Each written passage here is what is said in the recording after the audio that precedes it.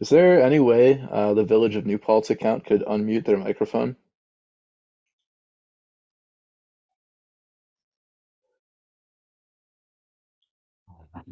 Yes, yes, that was muted. Okay. That's all right. Thank you very much. No problem. Um, okay, great. Are there any updates from the Town of New Paltz Planning Board? No updates because the town of New Paltz Planning Board did not meet in the month of December. Okay, thank you.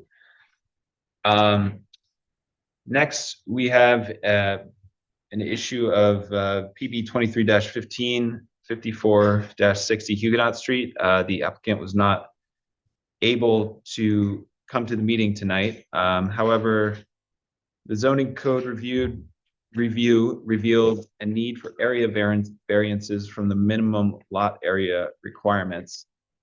So I'd like to get a motion to refer this application to the ZBA. I'll make the motion to refer PB 23-15, 54-60 Huguenot Street to be a referral to the ZBA. You, Somebody wants to second it? Second. all in favor? Aye. Aye. Do you want to provide the ZBA any opinion on this matter? I mean, I think we're all in agreement that this is a worthy project. This is about the burial ground for historical Huguenot society. So yes, I think the board should say something that we're in favor of granting this variance. Thanks. Next, we have an issue with PB 2319 to Taylor Street. There was a mistake in noticing the public hearing, so I'd like to get a motion to reschedule the public hearing for our next planning board meeting on the 19th, 16th. I'd like to make that motion to reschedule to Taylor Street Yes. for our next meeting for a public hearing. Okay. If I can get a second. Can I get a Second. All in favor? Aye. Okay, moving on, I'd like to open up the public comment section. This is for general public comments. After this, we'll have the specific public hearing section. So if there are any public comments now, anyone here? No? We signed in. Sorry, just let me explain. The public hearing for 11 Water Street is separate. This would be for any general comments about board business. Comments about Water Street project, when do we talk? Next. Now. That will be after this first comment section. Is anyone online here to make a general public comment?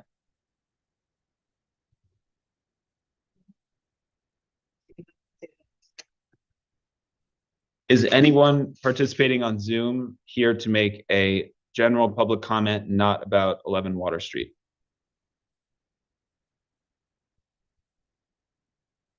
Okay.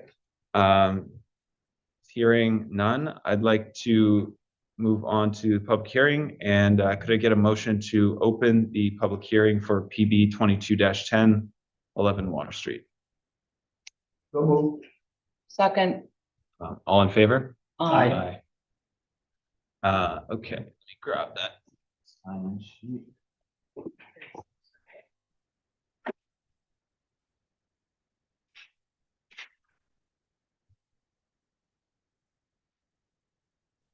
Okay, first we have Vincent Variano.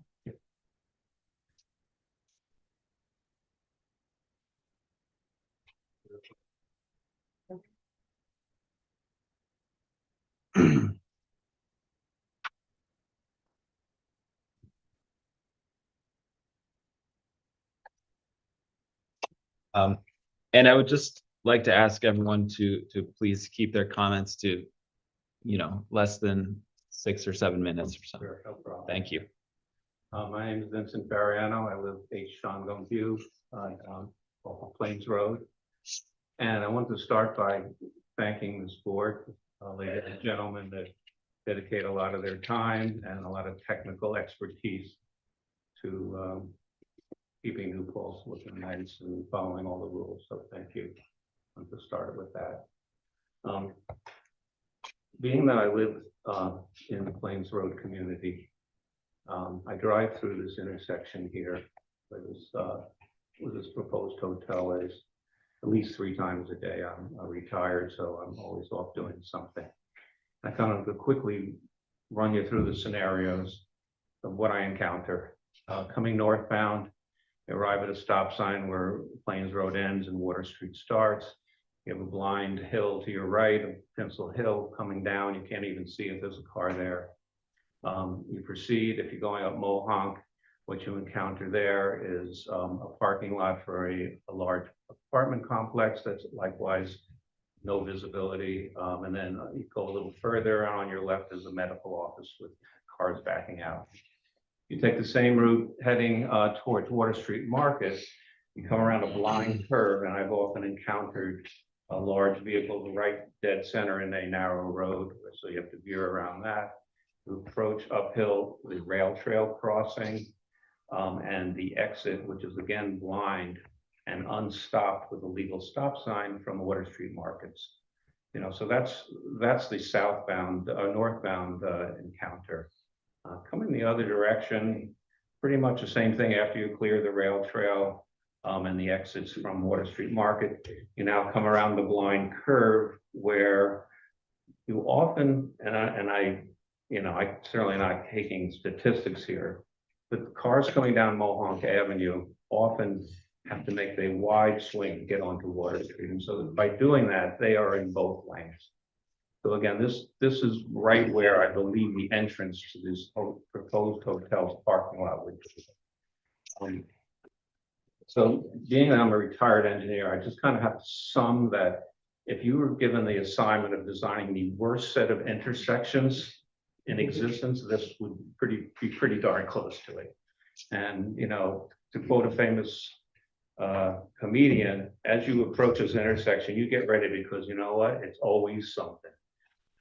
And I'm not sure that it's something that you as non-members of our little local community know, but the mapping programs have identified Mohonk Avenue and also Plains Road up to 208 as a shortcut when Main Street is blocked from tourist traffic leaving our town towards Thruway. So that has really brought a lot of unexpected and very unfortunate incidents down to that neck of the woods. So it isn't just us local people that are kind of concerned with traffic increase and added congestion that this hotel might bring, but there's other forces at work that are much larger than people going on.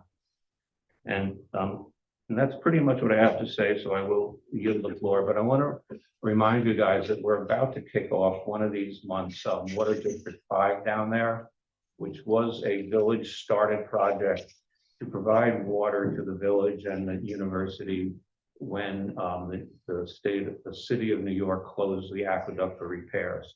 And that is about to kick off. And it's been a 10-year process. In no time during any of that did anybody mention about the added demand that a hotel in this area, which again, it's a hotel every night. People are taking showers and hot tubs and whatever else they have planned. So that's something that was really never thought of in this whole picture and could be a significant impact. Our community, our local little group gave up our personal wells and will be going on a paid system of municipal water as kind of our contribution to the needs of the village and the university. And this really needs to be taken into consideration, their usage of that. Thank you very much. Thank you. Next, we have Kim Squillis. Sorry. Well, I was gonna basically talk about the same thing. I think you did a great job. I do appreciate that.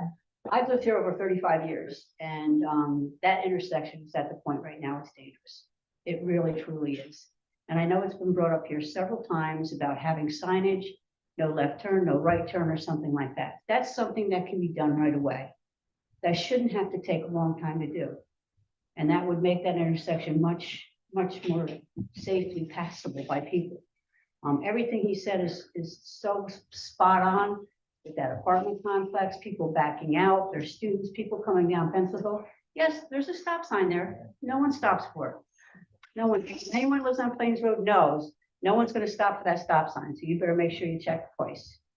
The last thing I'll say is that many things were brought up both in writing to the board, and we never know really the outcome of it until we hear later on where the project is and what's happening. Then we may hear some of our concerns being addressed. I think that, and I don't know how to fix that. I don't know how you can fix that. But it seems like we really don't know if what we said before had any impact on you. So it's very hard for us to come forward now. We don't want to bring up the same issues because we already brought them up. But we don't know where you're thinking, we don't know where it is right now. Okay, so we have to wait until we hear the revised plan or what you have to say to find out really where we are right now. And then maybe by the next meeting, we'll come in with a whole new set of questions. Thank you. I didn't say it, but my name is Kim Spose. I live at 63 Plains. Thank you. Next, Carol Cryer.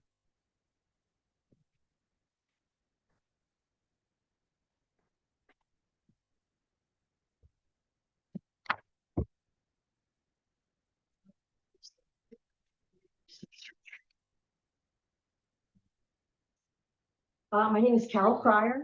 I live on Plains Road, and my questions are: have any water usage studies been conducted relating to the water demands of this planned Water Street Hotel and the proposed restaurant?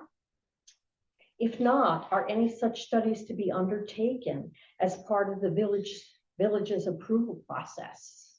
I ask this question from the perspective of Plains Road resident, Town of New Paltz resident, and a Water District 5 resident. As you know, the Town of New Paltz wells making up Water District 5 have been considered to be a backup water supply for the village of New Paltz in the event of a water emergency. It is my opinion that water usage studies are a crucial element of this approval process. I encourage collaboration between the village and town regarding this issue. In future, water usage studies should be a village planning board as well as a town planning board requirement for new development approvals. Proposed projects that come to mind include this residential retail development at the old Agway site and also the proposed hotel at the old Jack in the Box site. Thank you very much. Thank you. Great, thank you. And I will just note that we do look at water usage as part of our approval process. Thank you. Ted Cryer.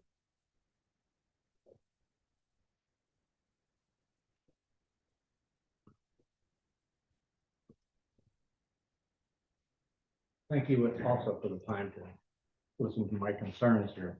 We're going to echo a lot of what Vinnie Viano said and also Kim, but I think I have a few other concerns to add to what they've already said. I have looked at the traffic impact study and the site plan for the proposed hotel and restaurant, and as a resident of over 27 years, we drive through the proposed area like everybody on Plains Road many times, almost daily, sometimes multiple times a day. And there are concerns from these experiences we want to bring to your attention to consider as you look at the traffic safety of the drivers and the pedestrians while you're considering this project. This is a very complex intersection with blind spots and limited visibility from above and behind the incoming traffic on both Mohawk Avenue and coming down Pennsylvania Road, whether you're entering onto Water Street and Plains Road respectively. On numerous occasions each year, we have encountered dilemmas with oncoming traffic not using turn signals or guessing which direction is correct if a car is coming in Water Street and wants to go across the intersection to go up Pencil Hill Road or even make an acute turn up Mohawk Avenue. In fact, happened just driving down here to the meeting. In addition, I have noticed cars coming in Water Street Market and making the acute turn to go up Mohawk Avenue. Very tricky maneuver, really. And cars are doing the opposite, coming down Mohawk and turning onto Water Street. And oddly, these happen so often that I've come to the conclusion, this is used as a bypass by a lot of people to come in and avoid the traffic light, the congestion on Main Street to get up to 208. So it's another reason that this is more than just a traffic study of flow of cars coming through. There does not appear to have been an analysis for the traffic increase at the adjacent Main Street, Route 299 Bridge and Water Street intersections will be the primary route for people going to the hotel or the restaurant from the New York State Thruway, going down Main Street and having to make a left turn across traffic coming east into the village. Google Maps shows this as a best route. I've actually seen New Paltz, Plains Road identified on Google Maps as a bypass route. So it's more than just 2 cars going down there every day. And I don't know if the traffic study actually gave much consideration to the delivery trucks to the hotel and the restaurant. This area is also important due to the tourist and cultural nature and attractions of New Paltz, which this study does not seem to take into consideration. It's just an analytical and technical based study. The entire area from Main Street and Route 299 Bridge to Plains Road, which is busy thoroughfare, the bypass to the town must be included in any considerations for traffic impact or this hotel is put into place or considered. The entrance to Water Street Market, as Vinny mentioned, is also very complex. And I've had cars that I'm trying to go through there, just come right on, drive right on through, even though there is a little stop sign. There should be a better stop sign there. And they think they've got the right of way. One of them almost drove across the front of my car. Again, this is a very compact, complex area between the Water Street Market coming down Mohawk Avenue, Pencil Hill Road, Water Street Market. And the other thing that I noticed looking at the site plan is Pencil Hill Road and Water Street Market and Mohawk Avenue, for all this maneuverability I've talked about, is right across the main entrance going into, as I look at the site plan, going into the hotel. So if you're going to have traffic going into the hotel, you're going to have people doing all this type of stuff. It's a really complex area. So in summary, once again, you really need to look at how complex this is, not just the volume of traffic that goes through there in a certain times of the day. And it just looks like it's problematic for maybe some bad things to happen to people. But thank you for your time very much. I do have a copy of this if someone would like it. Sure, you can leave it up here. Thank you very much. Thank you. Next, we have Kevin Caskey. Kevin Caskey, 159 Plains Road. I also work at the college. I don't have much to add. Primarily on the traffic. One of the things I noticed was from the pictures I saw online, I couldn't really see exactly where everything was going. But I did see a nice red stripe on the actual pavement this last summer. Is there a proposal that right of way, the existing right of way, will be narrowed? Because it's already a problem. If they expanding out to where that red line was, it's just going to make it narrower and worse. Okay. So you know, you can hear the limited. Oh. So Just so you know, you haven't been to other. existing traffic pattern They own that property, analysis. it's coming out, yeah. is, so they own it, but people are driving it. So it'll actually be narrower than what it is now. Thank you. Thank you. Samuel Niffen.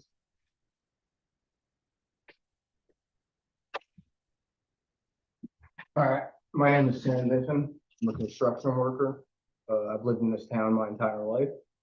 And so my first problem with this thing is that it's going to increase the cost of living around here. My family's been in the area for at least 200 years, and I won't be able to afford to live here. So yeah, it's my first point. And my second point is being that I'm a construction worker, I understand how modern construction is done. And it's going to destroy, well, not destroy, but it's going to impact the local environment because modern construction methods spew a lot of plastic, and especially right by the river that's getting into the river. And they're going to cut down a lot of trees and stuff. And it's unnecessary development. I think the building there is fine that's currently there.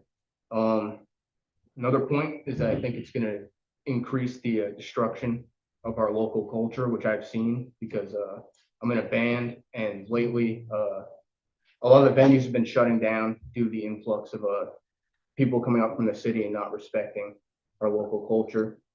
And my last point is I think it's a hideous looking building. I'm tired of looking at these modernist architecture. And yeah.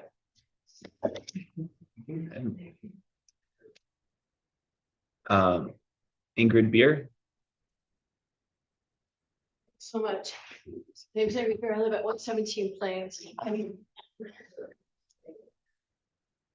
by that survey. So I think the comments have been so great. My comment is aesthetic.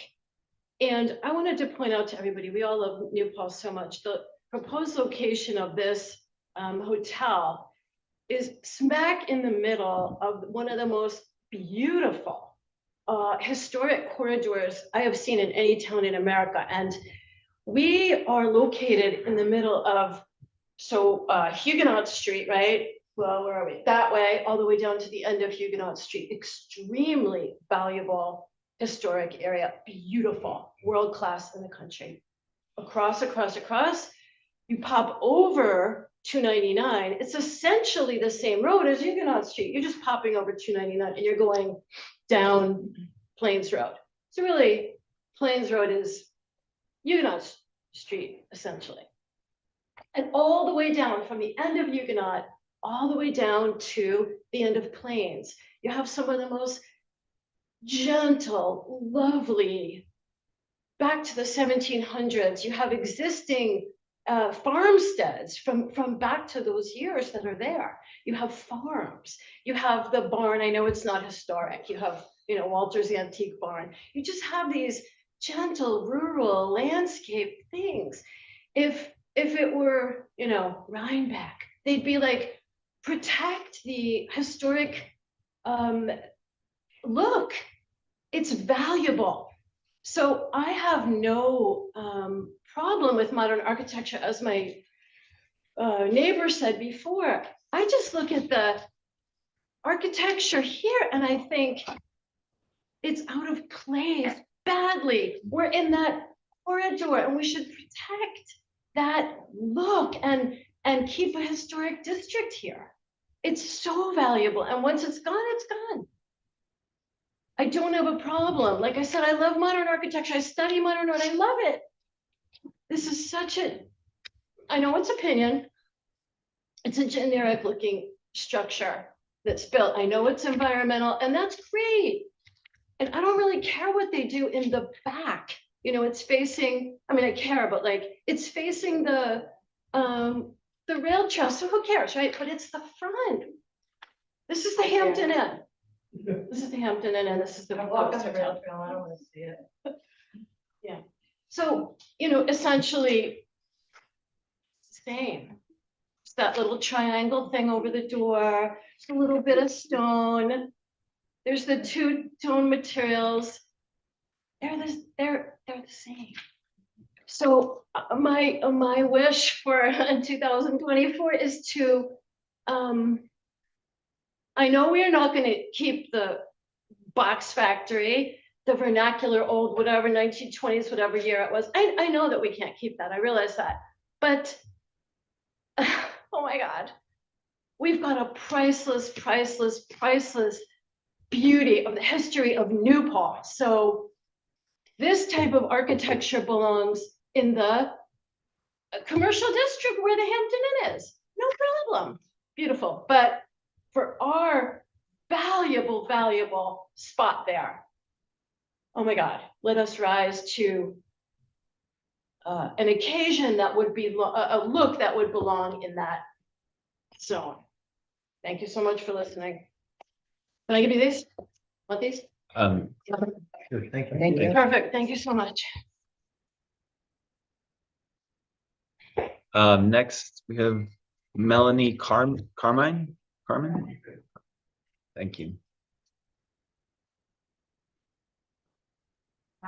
My name is Melanie Cronin. I own a business with my husband, Ryan Cronin, at Water Street Market. We've going on 9 years, so I feel pretty rooted and comfortable in that area.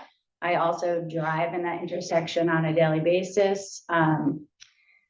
I just would like to note that on public record that according to the county records, the current building is 15,000 square feet roughly. And the proposed hotel is 7,500 square feet per floor. I think that the current brown box building from an aesthetic perspective is horrible. I'm excited to see the hotel that's proposed. It's a 26-room hotel. My understanding, and I do believe this, and also as someone who goes and stays places, like you go to the hotel, this is like, we talk often about this being a pedestrian town. We want people walking. That will be the goal, is that people are going to park their cars and go into our community. As a business owner, people coming to go to the rail trail or up to Minnewaska, they come in, they use our parking spaces, they might grab some food, and they use our trails and they blow out of town. For us, I mean, I own an art gallery, so I have a different business, but I think I also speak to anybody who owns like a boutique, a clothing shop, anything that basically isn't food in our community. People who come and stay for days actually tend to be our customers. So I'm excited to have people come into our community and explore the community, not just get food and leave. And the other thing also, they'll be paying school taxes. I understand the cost of living increase. I have young children that are going to be buying homes in the next couple of years. Obviously, that's a concern, but at the same time, this is a tax base where they won't be using our schools, but they'll be paying into the school system. So I just would like those things to be noted. And I think they're all valuable. And as a business owner, also, they're going to be bringing in more sales tax. So those are things we need. Thanks. Jake Niffen. I just signed in. I didn't mean to sign up for the. Oh, okay. No problem. Julian Jacone.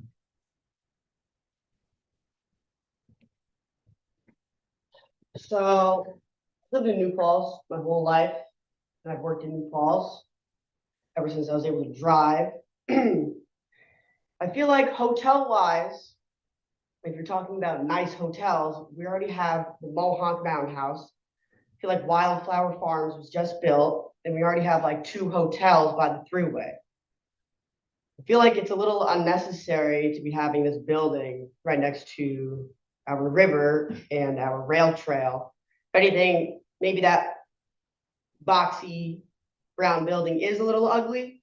Maybe it could be knocked down and something else would be put there, but I feel like another hotel would be a bad idea. I'm not too familiar about this whole water situation, so I don't really have any comments about that.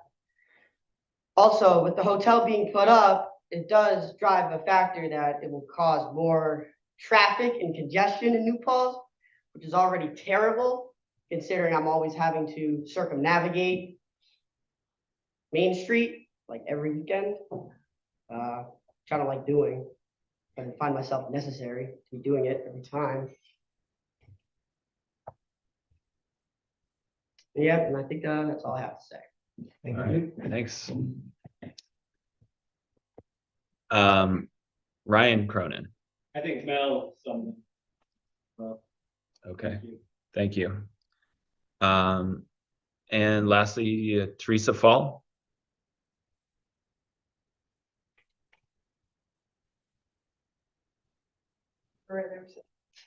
Up there, please, just so we can, the microphone can get you better. I live at 1 Mohawk Avenue, across from the proposed hotel development. I'm not opposed to the hotel going in there, even though I don't think anyone's gonna be impacted more than I am. My driveway's there. I have 2 businesses across the street.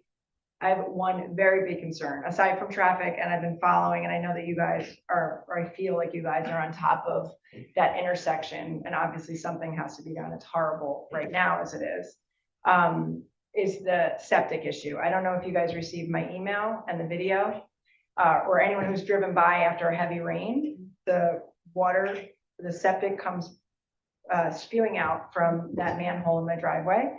And there are tampons and feces and condoms. And this happens so often. It used to be all the time when I moved in 21 years ago. And then I believe we got a grant, or we were awarded a grant, and it was presumably fixed. But it basically just fixed the issue of it happening every time it rained. Now it just happens with heavy rains, but we get heavy rains dozens of times a year. I would say at least a dozen times a year that driveway is overflowing, and it goes into where the parking lot would be for the hotel across the street, and then it goes over to the Walk Hill River. And then I have to say the DPW is on top of it. They come immediately and they cone off that area, and they put lye down, which is a poison, which I'm not thrilled about, but it has to cover up the other germs. And then that gets tracked on people's feet in the community, and animals going in and out of houses. So that is a huge concern of mine, aside from this hotel going in. But with our aging septic system, or archaic, whatever it is, when we put the hotel across the street, that's got to be addressed first. I mean, before more water is coming through. But that is my big concern with it. But other than that, I'm not opposed to change, and it is going to impact me. But I think that these guys, I've seen what they've done in Woodstock, and they were fought tooth and nail there, and the community supports them now. And I see that they've done it with good taste, but I have concerns for the septic issue and the traffic. And I hope that you guys take that all into consideration. Thank you. Is there anyone else in the audience that wants to make a public comment on 11 Water Street? Yes, please. It's more of a question than a comment. Oh, I'm Could Dale. you just, introduce yourself? On Plains Road. Okay. When they had the cones up and they had the road was basically gone. There was one lane to get around from Water Street to Plains Road. And I felt like I was really tempted to just slalom, those cones like you would do in skiing. It was like a joke to me. I don't know where the road will honestly be if they do put the hotel in, and I think that needs to be answered.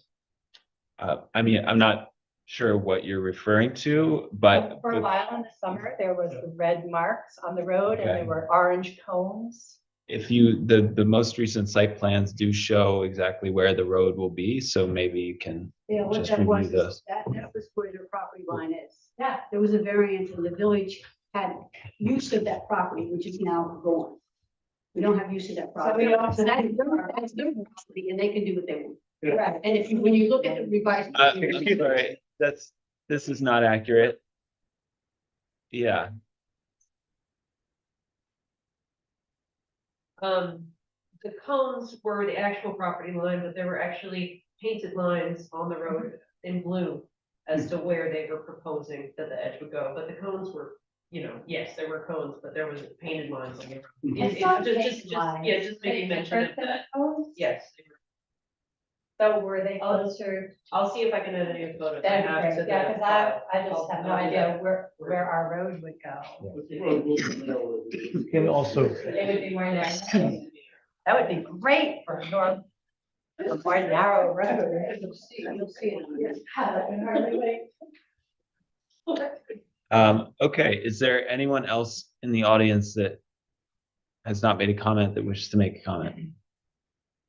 Okay, seeing none. Anyone online, anyone on Zoom that would like to make? Great. This is Jen. Where's the person up? Jen? Hi, I'm Jen Branitz. I live on Serafian Road. excuse me, and I own Commerce Road on Main Street. And all the facts, everything that everyone had said, I agree, is valid concern. I'm really also concerned about, and I don't know if this was discussed, if a study had been done yet, but about the intersection going onto Main Street, you know, where the Groovy Blueberry was, right there, coming out of the Water Street Market. So making a left onto that area, going on, like making a left off of Main Street to Water Street Market, really, in our heavy traffic time, is already backs things up, and it's very hard for people to get, you know, to get around. And the same thing coming out, making a left. So I was just wondering if those also were taken into consideration on top of the other traffic issues. It seems like it's a big traffic issue to me. Thank you. Thank you. A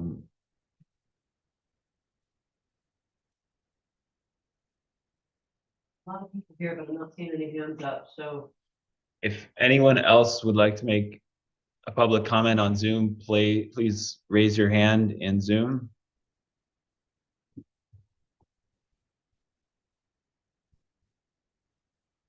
Okay.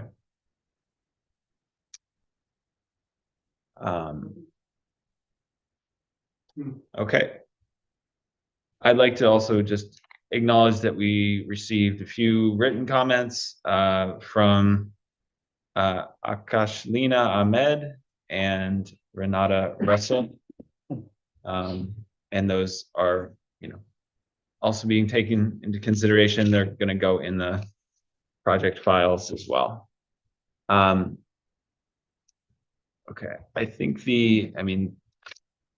next question that board has to decide is, should the public hearing be left open or closed after tonight? Seems like there's a lot of public. Yeah, besides the fact that there's a fair amount of public comment, I think there's some real late distributed material that the public might not have seen. I barely got to see before the meeting. And maybe even some things that aren't even yet complete and might change in the dialogue we're about to have. You know, we have a memo about the traffic that relates to some of the issues that have been discussed, and that memo was received on December 29th. Yes. So I don't think it's appropriate to close the hearing. Yeah, I agree. Yeah, okay, let's do this last public comment. Dave Richardson.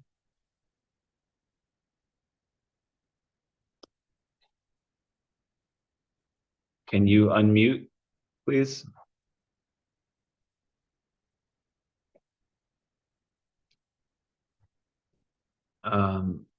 Okay. Well.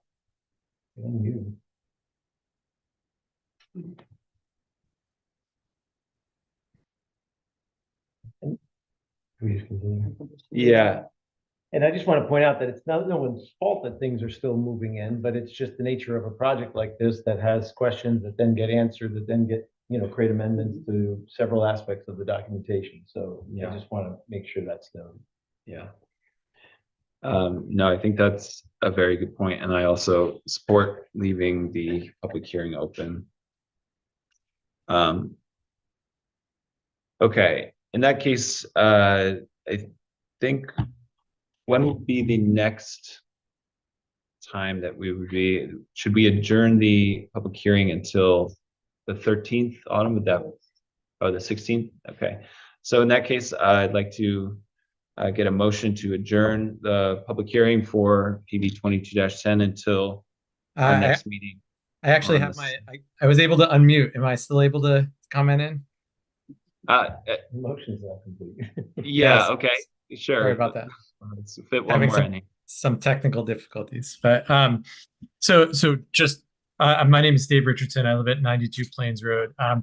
I noticed in the documents on Google there was a response from the chief code enforcement official, and there are some really concerning points that he brings up. One that I think a lot of the other folks that were commenting brought up as well, that it says the county record for this parcel states the property is 0.57 acres, but the site plan is 0.83 acres.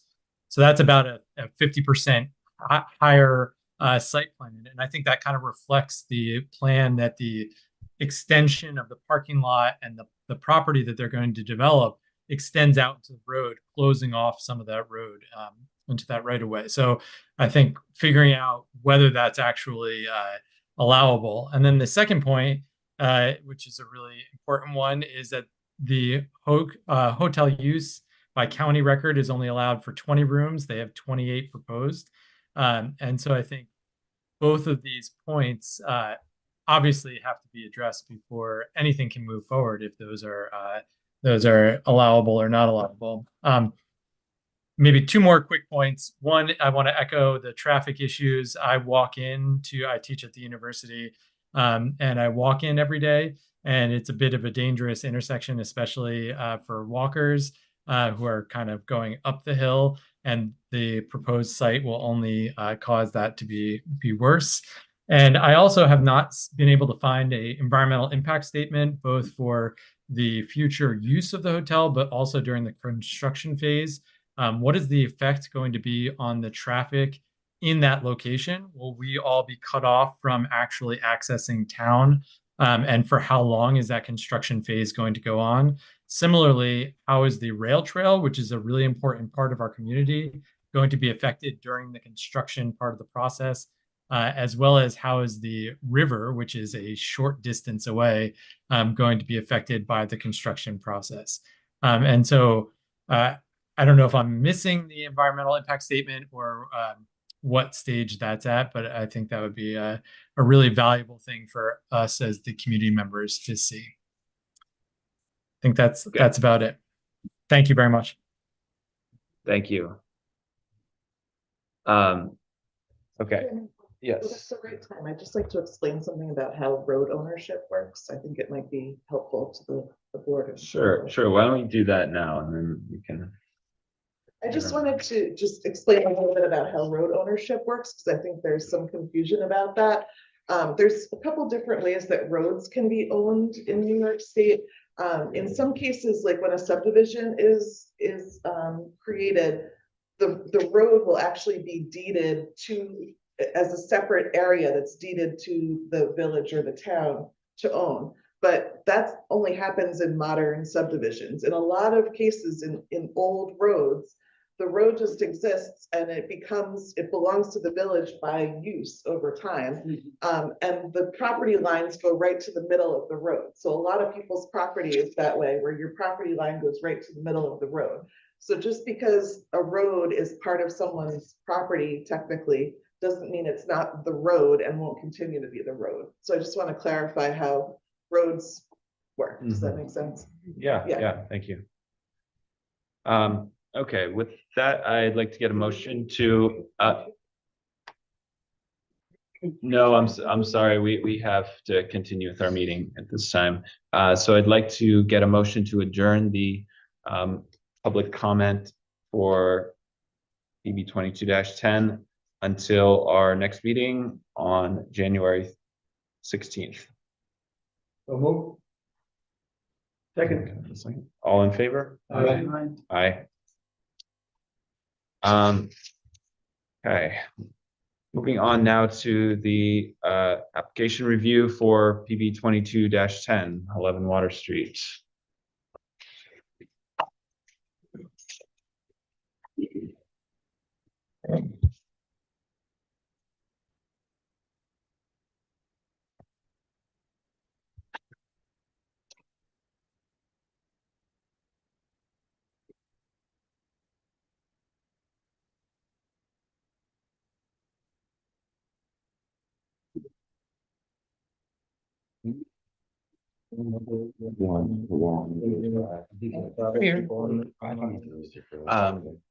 Sure. You're put one on either side, maybe to make it a little easier for you to see. Okay.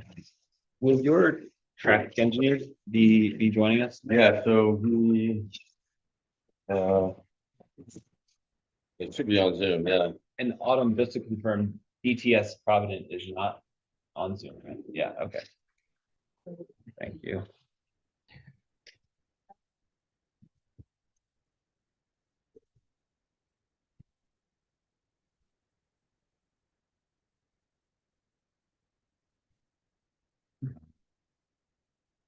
I got one, they were supposed to be, so one got held up, so I'm just waiting to hear back from him now.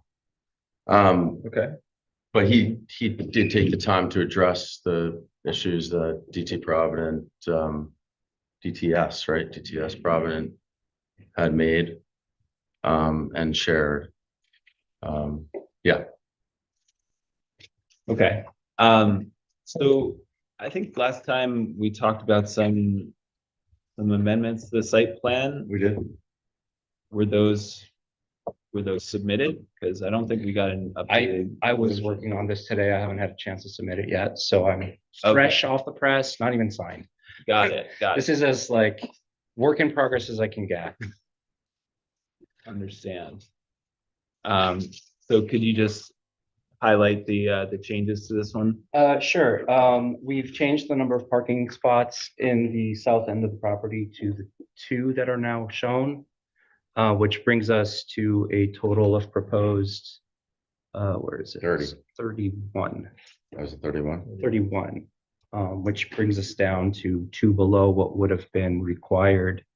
But with the conversation we had, that would still fit in with that leeway. Also, I've now show a path that comes up to the rail trail on the south end. It's going to require a lot of engineering, which isn't done yet. It's this area right here that, you know, when we had some public comment in regard to somebody that lives on Plains Road that liked the idea of there being connection between the Plains Road and the trail. So we are, you know, knee deep in Engineering designing and like the plan for this, which required some field work that we had to go out and send the field crew out there to get the topography and get the right topography so that we know what we were looking at. If you look, you'll notice that there is a retaining wall here. Okay, and then there's a retaining wall here. And then the path, the stairwell would lead from Plains Road. You know, basically we can probably most likely connect this path right across to it. And somebody can theoretically, well, not theoretically, but they could walk up the stairs and end up on the path. So while there's a path there now that exists, you know, we have an intention to keep it. Just it's taken a little bit of time to engineer this through the holidays. So by the time I think we meet on the 16th, we'll have a full plan of. I hope so. Yeah, that's the plan. Okay, and so it seems like it's mostly on the neighboring property, which we also own. Okay. So we're, you know, it's easy for us to give an easement. I did speak to the lead engineer on it, Barry Mettenbach, and we discussed that this, he made it sound like this doesn't have an impact on the setback, which I believe is not, I think I have 9 feet between the retaining wall and the house. You know, it was my intention, or our intention, I should say, to do some vegetation, you know, along the house. So it has some green screening there. While people walk up, they're not able to kind of look into the house, which probably won't be possible anyway because of the elevation. Right. I understand that the trail or the path that you're describing as it's drawn now might not be official, but as it's drawn now, I would just say we probably want to be careful when you get to the final version of that, because I'm sure as it's drawn now, it would require a variance and some sort of easement because it's on both properties. Well, and same here. So there's either a side That'd be the setback. exact same thing as this. No, this is on both of these properties. I know they're co-owned. I mean, I know they're owned by the same person, but they're still 2 unique properties, right? Yes. So what would that require of them? An easement at least, right? From the from the one end, from the Yeah. one property to the other. Yeah, which is And then the easy enough for setback, us to do. the setback is the other question. I don't believe If it's not a setback issue, then maybe that's not an issue. I don't know. there's what no the- setbacks for pathways Okay. that I'm aware of. Yeah, but that's what Barry said too. So Okay. I guess we have to. Parking is the same thing. There's no setback for parking usually. So it would be only an easement and it could exist in the plan as an overlapping feature? Right, yeah. Yeah. I mean, we would need to bring that parcel into the site plan then to show the easement, I think. It's fine. We can Okay, work great, that out. awesome. And then would that introduce any questions around that parcel and its current pre-existing conditions? Yes. Try to avoid that. I don't know. I'm sorry, But I- It's pre-existing non-conforming, so it would just be, yeah, just like, right. Yeah, we are currently working on a plan for that house that we probably wouldn't pull the trigger on until this was under construction, because we don't think it's a super wise idea to have. Well, first of all, we would want to use the house during the construction as the construction office. So that's number one. Number two, like, we don't think it's a wise idea to have somebody stay here while overlooking a construction site. It's, you know, it's right next door, so it's. Yeah. Right. Okay, are there any other questions about the path right now? Another change that I made was based on a comment that I heard. I changed painted sidewalk to marked sidewalk, just leave open whatever form we want to make it. If we want it to be pavers, it can be pavers. If we want it to be painted. Zach, I think you suggested that in the last meeting, right? There's no, that would be, no reason to restrict it on the plan. Okay. At this time. So were those the only two That's what we changes? we've made. I mean, we've removed the parking at the north end, which you guys already saw last planning board meeting. The Christmas break. Yeah, no worries. I really like that idea that you had about, designing the entry and the pavers and making it a little bit more of a design opportunity than just having a plain asphalt. So I really like that idea that Zach had, and I'm really looking forward to seeing your design. Okay, yeah, we're looking forward to it as well, to showing you. I think that the other items that we discussed that are still pending are that, like, narrative justification for reducing the parking by 2 spots. Okay. We can, that's easy enough. There's sort of a version of it in the memo from Creighton Manning. Yeah, I thought it was included in there. Oh, okay. I don't know if it's entirely sufficient, but I didn't have that when I did the Yeah, it's memo, brand new. so, yeah.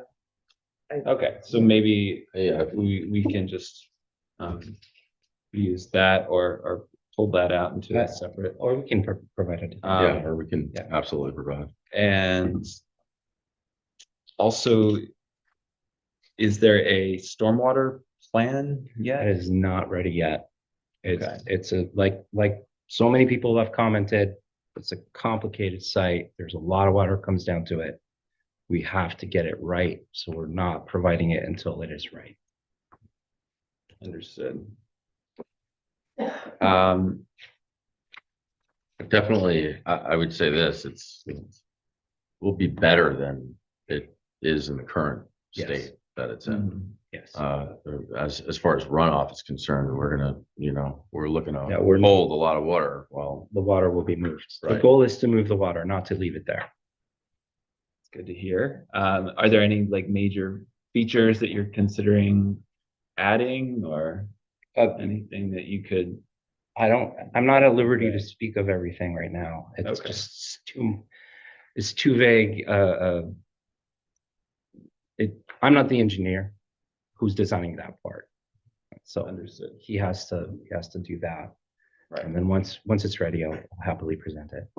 And, aside from the living roof that it'll have, there'll be, stormwater runoff a plan where it's better than it is today with 15,000 square feet of building that doesn't have any plan. So. And related to that, what is your current understanding of the septic problem that one of the residents brought to us? Yeah, I did know about this, you know, because Teresa and I have talked about it, and actually I think it was Blue that also brought it to my attention. Yeah. You know, it's an issue. I don't know how it gets fixed. I don't, you know, as far as the engineering is concerned and behind what's behind it. But yeah, we'd like to know that it be addressed, you know, in some way. Does your sewer lateral tie into that main where the manhole blows off? It will be. I'm just not exactly sure where. Okay, but it'll go into that main. It will go into that main. I think Dennis Larios's memo, if I recall, requested that you put backflow prevention because of that issue, and I think that was already. It's already in addressed, the, right? that's already in the plan. That was, I think, what our engineer wanted from this project. It's not gonna reduce the overall problem, though. We'll reduce it, but we won't add to it. Right. Well, no, your project will add to it. I mean, you're gonna create more flow. So it'll add to the problem in that main. Yeah, well, the backflow preventer stops it from coming into the building. Building, that's all. Doesn't stop it going out. That's why it's back. Yeah. Mm. So I feel like there's a convening that needs to take place around that, between the village engineers, our consulting engineers, your engineers, because, you know, it's from a village use perspective, it's a huge issue, but I'm sure you also wouldn't want it to be a business issue for you, and it will be in its current state or worse.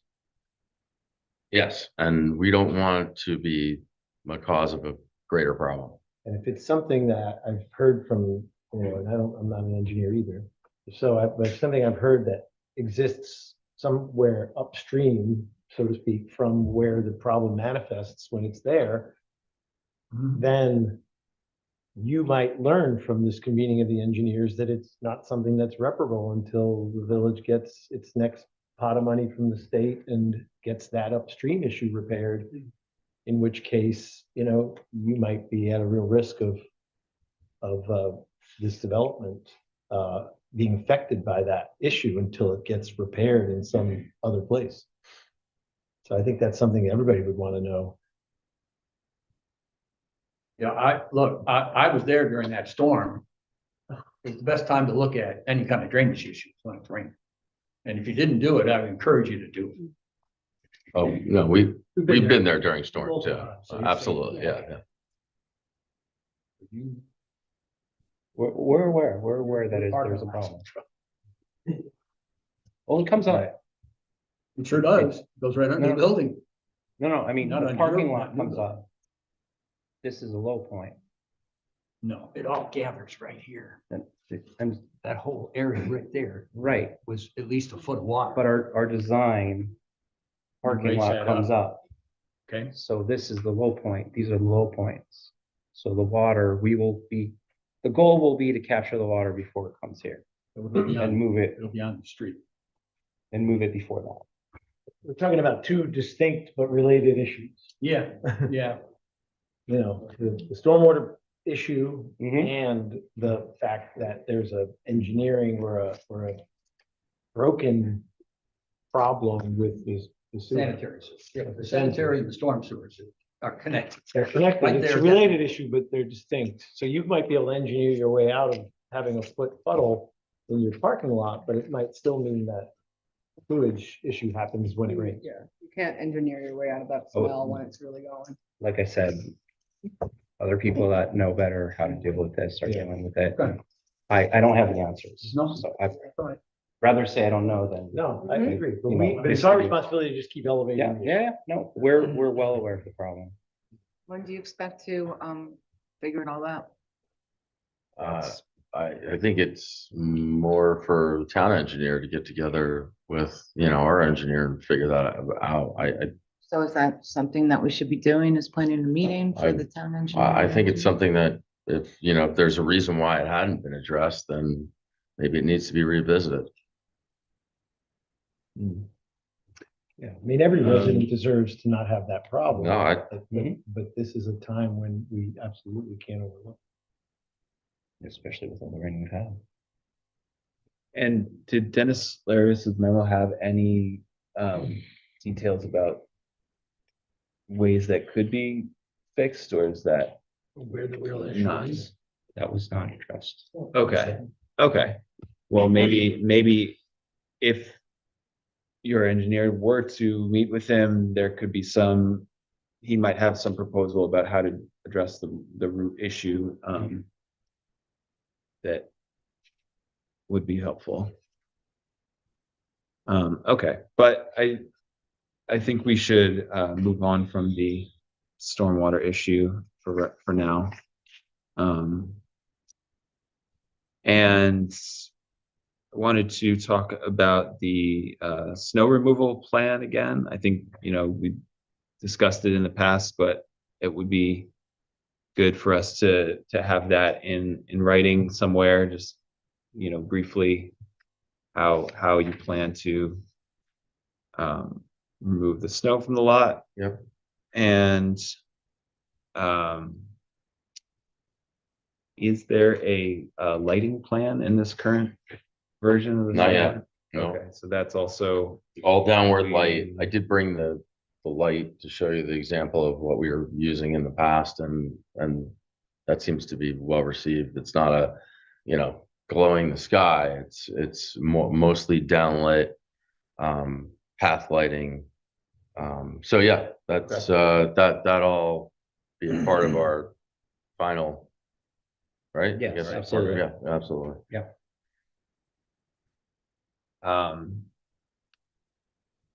And then I guess related to the sewer issues, do we have any details for the water main relocation?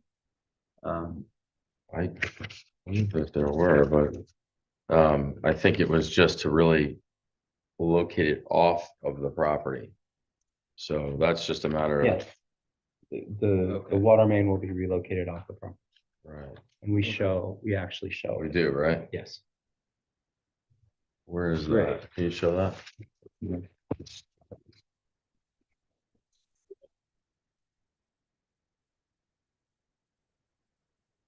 Is it this Here, page? right here. This 8-inch water main. right here. Then Kendall just said additional details will need to be added to the site utility plan and detail sheet. So people are aware. Which it's The- here now, but it's gonna get The moved. 8-inch water This in is the blue is 8-inch the water proposed. main. I see. That's the proposed. Okay. Actually, it's proposed outside of the entire parking and driving area. That was So the you can see concern. it here, the water comes off the building here, then this 8-inch water main. The concern being that they didn't want the water main to break while their cars parked on top of it. I So, see, right. Move it outside of the parking lot. Right. Yeah. Okay, thank you. And has the village board approved of the rail trail connection? Is that Not as of been yet, discussed? but because we haven't necessarily given them a reason to have to approve it, because we're going right from our site to the edge of our property. But there's still, you still need to go to the village board. Yeah, okay, absolutely, and we will do that. I just, I don't think we're there yet, because we probably want to do this and this at this, and the one that we're still working to design at the same time. Yeah. So not to waste anybody's. Yeah, that makes sense. Just wanted to mention it since it's still on our checklist. should we discuss some of the traffic stuff? Maybe you could start out with this section. I feel like you. Sure, well, it's a read very this. recent memo, but there's a lot of detail. And I think what we're seeing is that there were some original comments and there was a response, and then there was a response, and now it's another response from Creighton Manning. Yeah, I think as the public comments on the project, there's a lot of thoughts about, or there's a lot of maybe even misconceptions about volume, and I think when we look at the traffic study, which was done some time ago, there's some real clarity about the type of volume we're talking about. In an AM period, it could be 6 vehicle passages in 4 hours, so I think the volume issues are reasonable. And I say that for the benefit of the public who's been thinking about that. Not even reasonable, they're minimal. And it's hard to believe it, but I think I do believe these engineering reports on these studies. And so I think that's an issue that just to say that it's important that it's raised, but I think it's also, it's well addressed.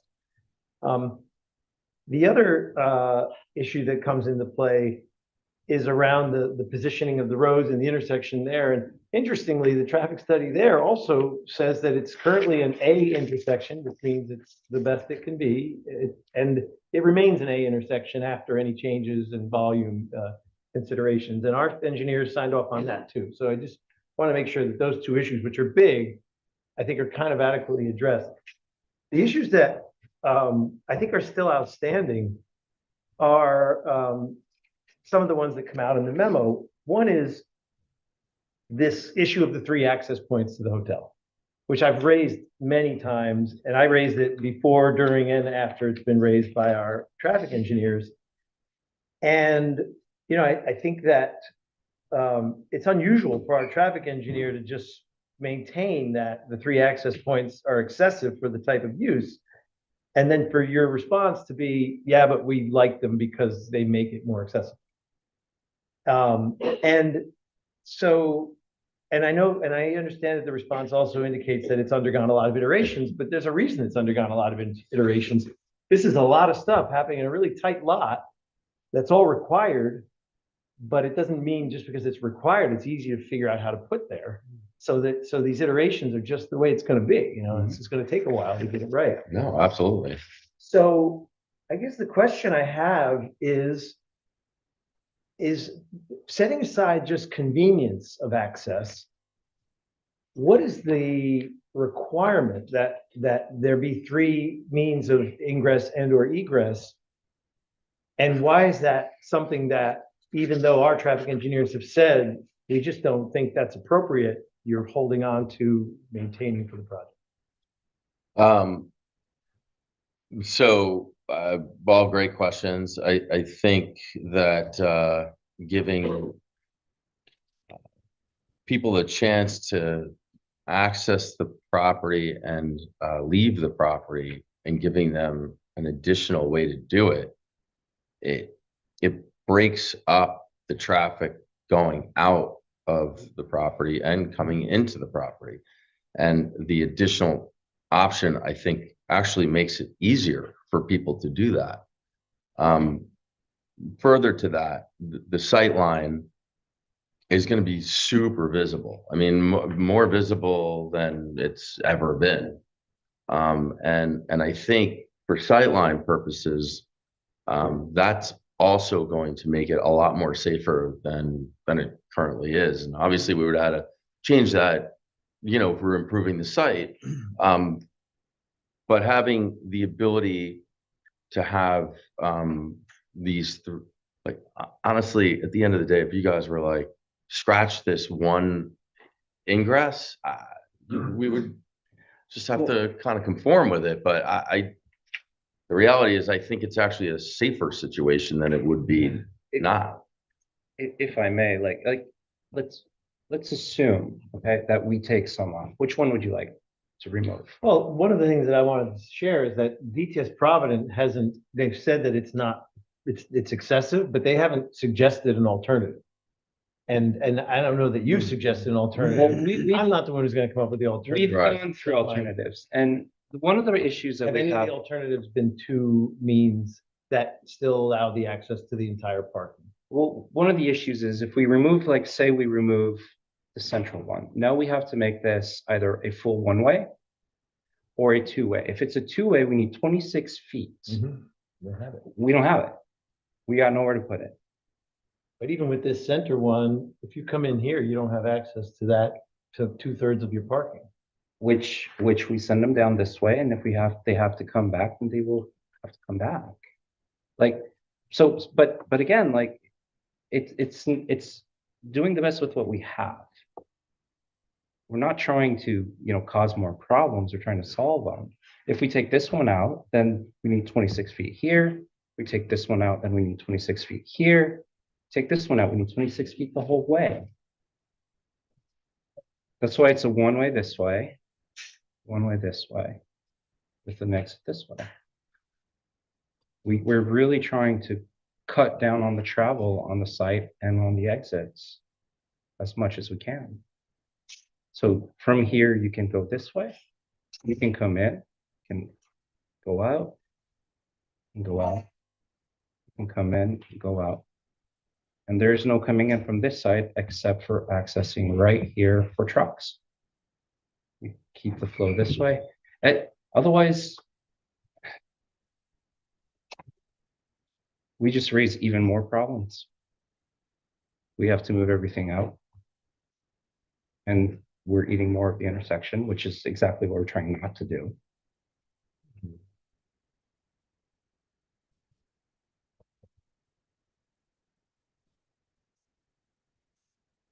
We've gone through the iterations, we've tried. This has been the best solution so far. If we can find another one, by all means, I'm happy to listen. I know you are too. Yeah, absolutely. I see it as being, safer. That's how it looks to me from having the ability to go in and out of this property. Well, I think it might be safer for certain issues and conditions, vehicles and conditions, but less safe for others. If you're a pedestrian and you have 3, crossings to traverse and one with traffic going both directions, you're probably not feeling safer. If you're a bicyclist, you're not feeling safer.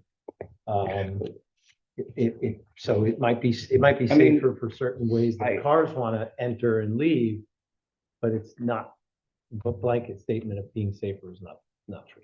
We still have the rail trail right here. But also well marked, well marked sidewalk that's not there now either. I think that was a very, it was a great suggestion the board to suggest that we have this well marked sidewalk throughout and pedestrian pathway. And, people are supposed to yield to pedestrians and, they're going to approach these stop signs and, most of these people are going to come up pretty slow to these stop signs as opposed to, kind of speeding around, especially when there's, signage that specifically, talks about yield to pedestrians. Exactly. Which harm in adding those? No, I would want, I want those signs to be added. Yielding to pedestrians. Would that help? And yeah, here. right. Well, I think signage is, I'm, again, us not being engineers, but I think signage is going to be a huge issue around from the crosswalk to the rail trail to your path. Like how that signage gets, done in a way that is overprotective and tasteful. Yeah. Is going to be really important. Yeah. Yeah, again, I don't think we have like an alternative to propose right now. We can try to ask our traffic consultant if they have any suggestions of other arrangements, but I think we definitely should. I don't think it's sufficient to say it's excessive, but not offer a suggestion that that you haven't thought of potentially. Yeah. And then the other part of the memo that it sort of pops up in a few different places is what happens in the interior of the parking. There's some questions. I've looked at some of the diagrams, but there's some questions about whether cars can move appropriately in and out of spaces without either traversing a curb, traversing the walkway, or traversing another parking spot. Sure. And I think that Which is when gonna- That was here. addressed. That was concerned here, Yeah, and it that's why comes we up in did a this. couple different places if we read the memo, but I may be wrong. But I think that one of the things that was proposed is that, you know, it's been, the diagrams have been changed to be a more compact car. And I don't know that that's, I mean, if that's the only answer, then that probably becomes another signage issue, which is like a compact cars only signage question, or visitors can only drive with compact cars. If I'm not mistaken, I think he used. No, he It was used, a mid-size car. Was it- I didn't read the. Yeah, last well, it one. went from being an SUV. Right, that's to a correct. I did Camry. not read the Right. last one. That's not a compact. Camry No. is a sedan. So that, But the point is, if you can't do it with SUV, and you have SUV visitors, We can make compact car only parking if that's appropriate. well, just want to make sure we're addressing Yeah. the issues in the memo. Mhm.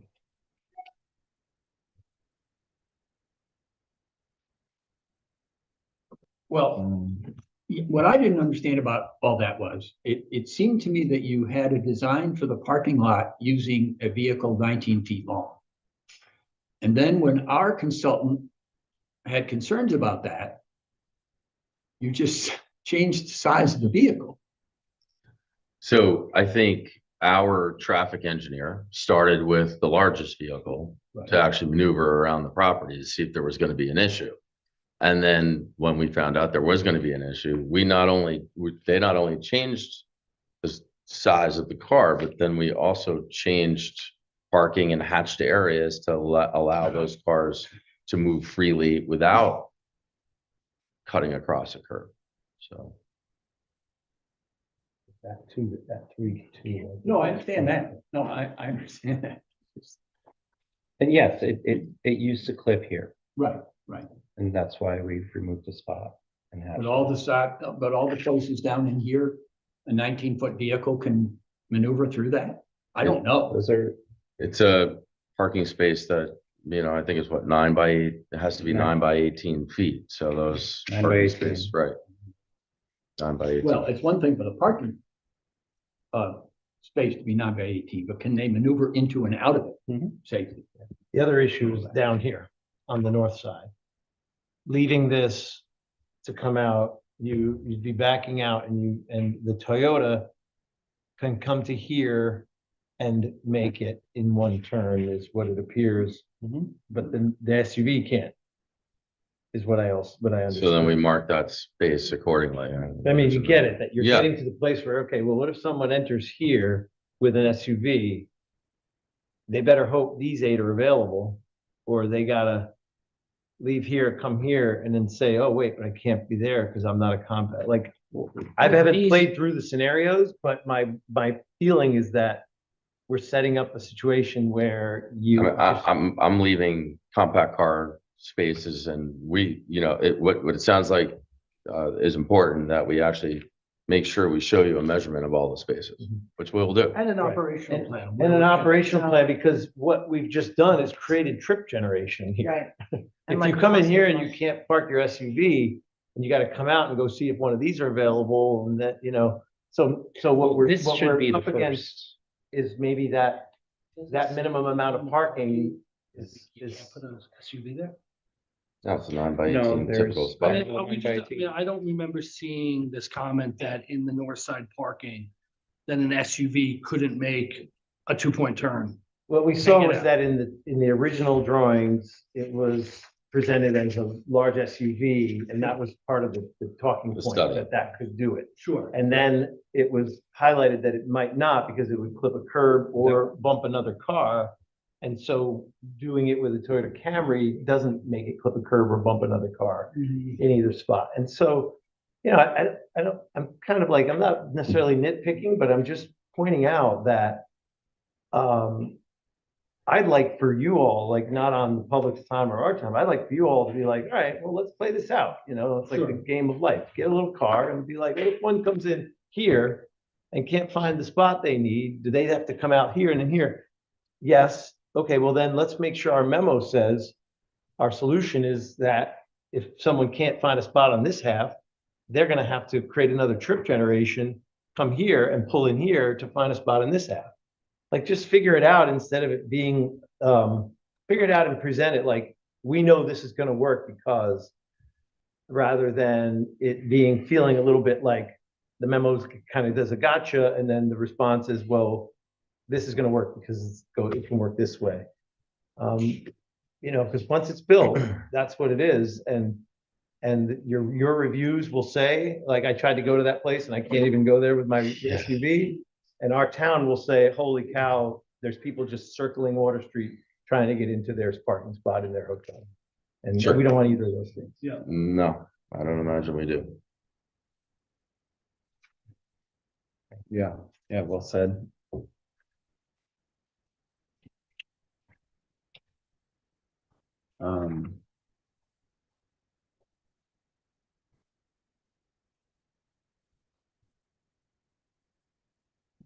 Any other board members have comments on the traffic memo, traffic issues right now?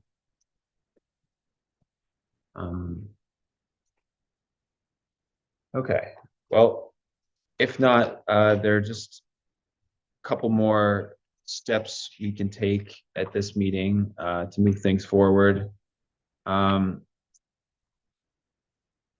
don't believe that we have declared that the Village of New Paltz Planning Board is the lead agency, so Cleared your intent to be the lead Right. agency, circulated, didn't get any negative responses, so Okay. you can just say that you now are the lead agency. okay, should I make a motion for that or just? Okay, could I get a motion declaring that the planning board is the lead agency for this project? So moved. Second. All in favor? Aye. And next, I would like to refer this application to the Ulster County Planning Board. Is it ready? Um, Do you want to wait until they figure this stuff out? I guess that's the question. Do we, if there are possibilities that the traffic plan will change significantly, then we probably Personally, should I would wait. put it off. Yeah. another Couple meetings, but just because they're gonna send it back if it's not complete. If they have questions, then I'm gonna have to redo it anyway. Yeah. The next meeting, in advance of the next meeting, like a couple days before, then it'll be in-house when I do the stuff for, the next program. So that they can get, like, you can make. At the next meeting, Yeah, okay. yeah, they get it. Yeah, I think that makes more sense then. Let's do that. But I do think we're at the point where we could look at the EAF Part 2 for our next meeting. So I can send out those forms and some sections for us all to take a look at, so we can go through that next time. That's gonna be January 16th. Yes. Is there anything else that we need to look at for this meeting? Discuss? No? Okay. Well, I believe that's all for tonight then. Thank you for coming in. Yeah, thanks for having us. We gotta get back to work. Public hearing, public copy. And one thing that, I'm sorry, I know this is not gonna take it, but newest renderings.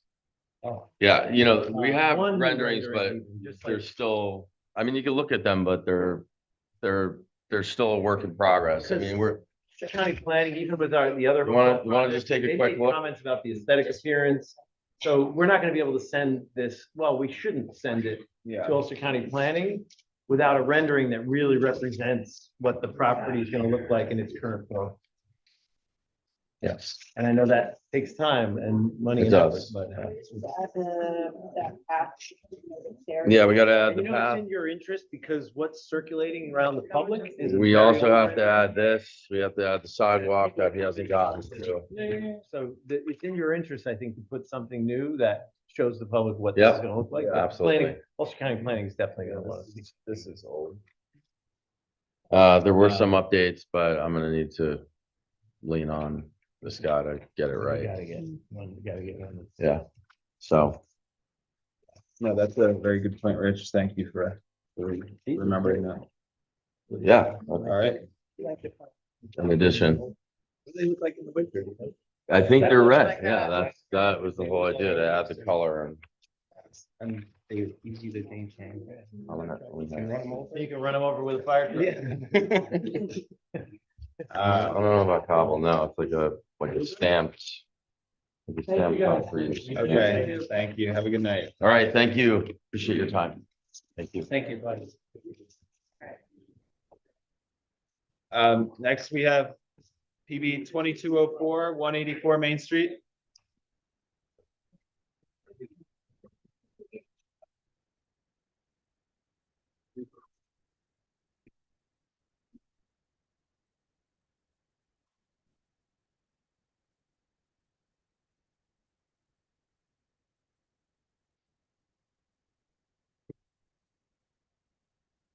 Happy New Year to all. Thank you, same to you. Thanks.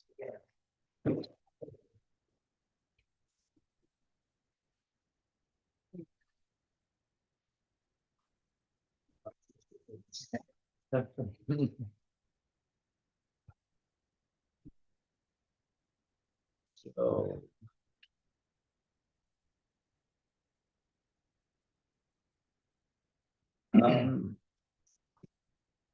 So let's see. I was wondering, Ellie, if you could just explain this section about the SUPs. Didn't quite understand where we were at with this. Yeah, sorry if it was okay. No, no. So this project requires 3 special use permits. One for the restaurant, one for having a non-residential business on the 2nd floor, which is the hotel, and then a 3rd for the roof deck. And the applicant provided narratives for each of those. In order to award the special use permit, you have to look at the factors in 212-41, what is it, 40? I think 40. And the applicant provided a narrative as to how they feel that their project meets those factors. And then they also need to comply with the standards for a hotel and an outdoor cafe per the zoning review memo.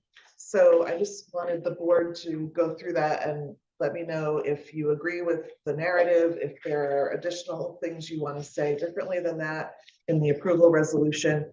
And then as part of that, if there are conditions that you want to put on this project in order to ensure that, I mean, the gist of those special use permit questions is to not have negative impacts on the surrounding area and the neighbors. So if there are conditions that the board wants to place on the approval resolution to ensure that, you know, the impacts are mitigated, then those should be identified as well so that I can draft up an approval resolution for you.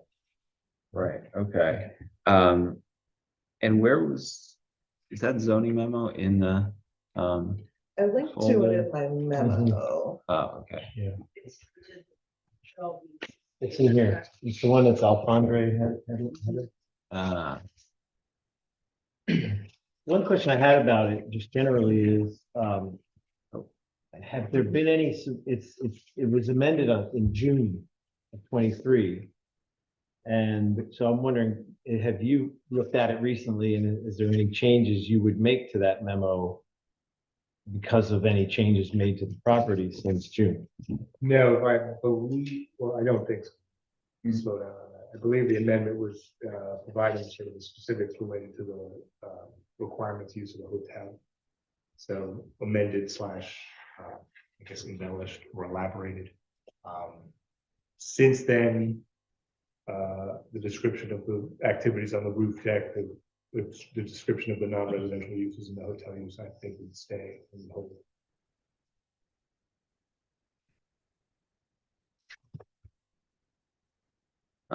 Okay, and so the I just went through in the memo through some of the areas that were identified through the course of the discussions and the public comment as concerns, and just to organize them there for you to think about if there are conditions you wanted to discuss. Right. So, yeah.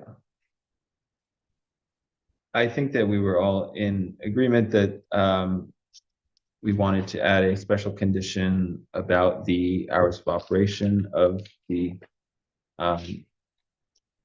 roof deck. Guess I'm still a little confused if the requirements of the code limit it to so the outdoor cafe. Yeah. Okay, so the outdoor cafe may have a closing time of 9 p.m., but the roof deck will have a closing time of 11 p.m. That's right. Okay. Is the board satisfied with that? Do we want to include that in the special conditions? The cafe has to close at 7. but the roof deck is 9, and the roof deck can stay open until 11. Right, yeah. And I don't understand why the board cares what time the cafe closes. Well, if it's in the code, then maybe we don't need to add it to Because the it's resolution. because it's an outdoor cafe, it has to close at 9. That's I'll read you what the code says, because it's kind of open to interpretation.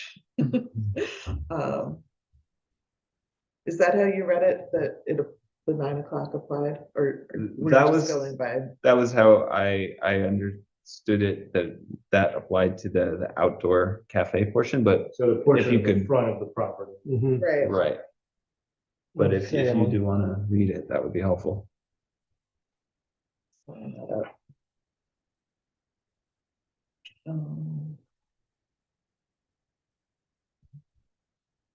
So this is 212-41J. This is for outdoor cafes. And outdoor cafes adjoining residential properties at the rear or side yards shall be closed to patrons at 9 p.m. All other outdoor cafes shall be closed to patrons at 11 p.m. So, I mean, this property adjoins a residential property at the rear, but the cafe is in the front. It's on the other so- side. I don't think it applies here, in my opinion. Is the Main Street neighbor considered residential property as well? The I place thought that that has was the business and residence? It's a residence. The roof store. So that's the side yard, but this is in the front, which would only be a street, so that doesn't Mhm. make a lot of Right. sense. There almost would be no implication if it's a It's a street. moot point. Okay, yeah, that's the In way I my read opinion, that. this place could be open until 11. I mean, that's what it says. The zoning review memo just said that it needed to comply with this section, so it's kind of up to us to interpret how this section Yeah, applies. my interpretation of that is if the outdoor cafe is directly It's adjoining. in their yard, like next to their yard, but it's not, it's on the other Right, side. right. So I don't believe that we need to limit the hours for the outdoor cafe. But Unless you guys want to. No, we're okay. So no additional conditions for the outdoor. right. That's, yeah, that would be my interpretation of the code. I do think with the rooftop area that we do need to add a specific condition to limit the hours to. I think we discussed 11 p.m. Yes. And I think we also discussed turning the lights off at night up there. On the Yeah. rooftop itself? Uh-huh. Okay. Yeah, so maybe we need to add some other specific conditions about lighting. Once it's closed. Yeah, once it's closed, we probably have some security lights up there that Yeah, would be that's all. along the floor lights, something like of that nature, just. It's a way Just for sort us of like- to let them know whatever, Right. No overhead whatever light. bothers. I mean, then, yeah. Or like a motion detector light, so if somebody comes. Yeah. We just gotta word it correctly That way, you know, for insurance reasons, I think we gotta make sure that it's lit on the floor level. Sure. Yeah. So we don't wanna agree to like no lighting at all. I'm not saying no lighting at all, but we don't need to have like these lights projecting off the I top. agree and with that, having yeah. a Party going on there. all night. Okay. That's completely reasonable, I agree. Okay. The other consideration for the outdoor cafe and the roof is amplified music.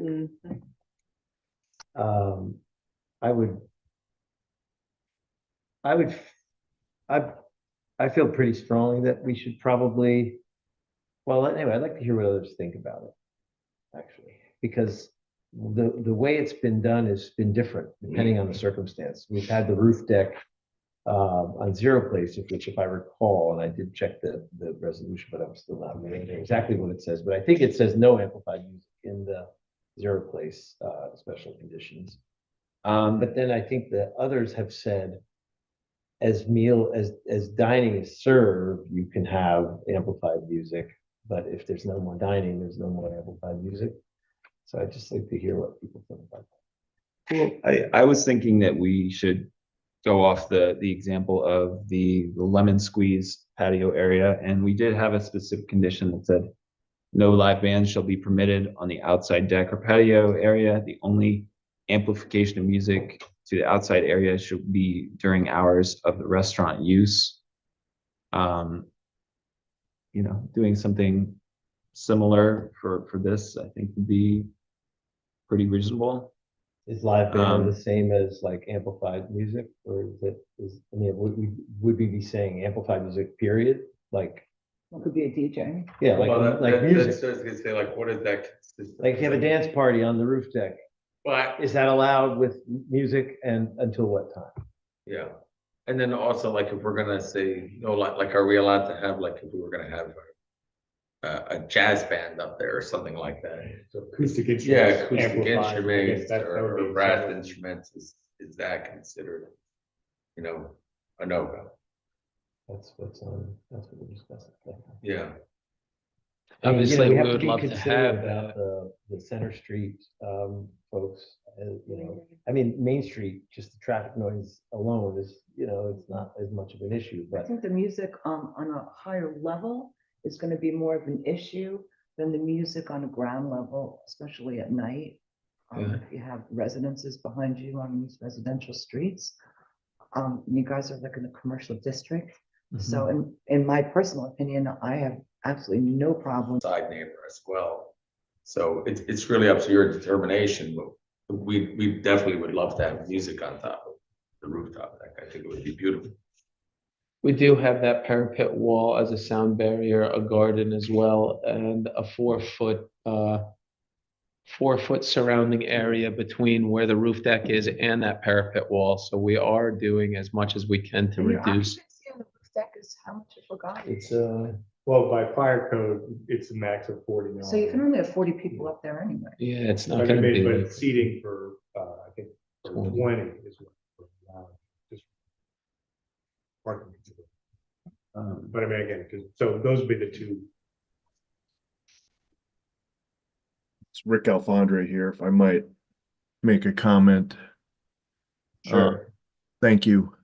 You know, general ambiance, music, when people are dining, certainly that's going to be technically amplified music. But I think there's a difference between a rock band and a jazz band or a classical guitarist. So perhaps there's something that you could define with respect to decibel level that might be a technical answer to the question of the sound level versus saying no amplification whatsoever.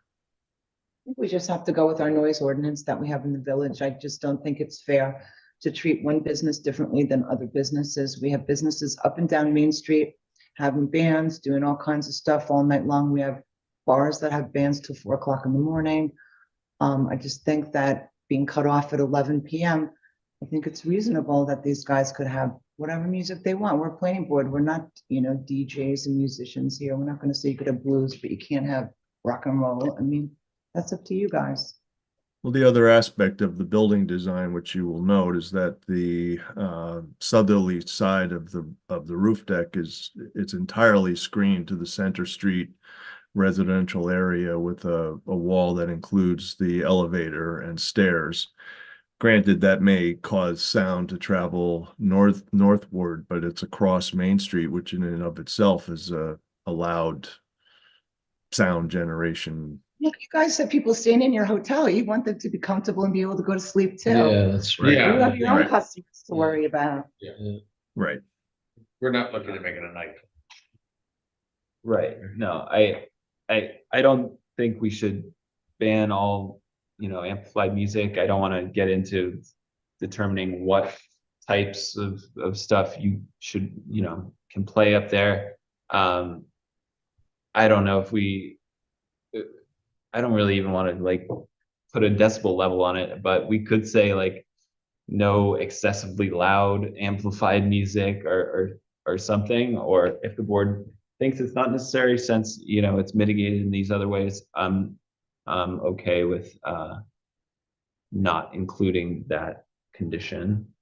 I'm just looking at what the noise code says. It says that you can't have excessive noise emanating from a bar, restaurant, or multipurpose use as to be heard 25 feet beyond the property line from which the noise emanates. Okay. Okay. Is that- That's ever. And then Yeah. after 11, it's not to be heard It's at all, over. right, outside of the property. Right. Is there any quantification for the word excessive or, I mean, excessive, as you know, when you experience it, I mean, I can understand excessive, I'm just.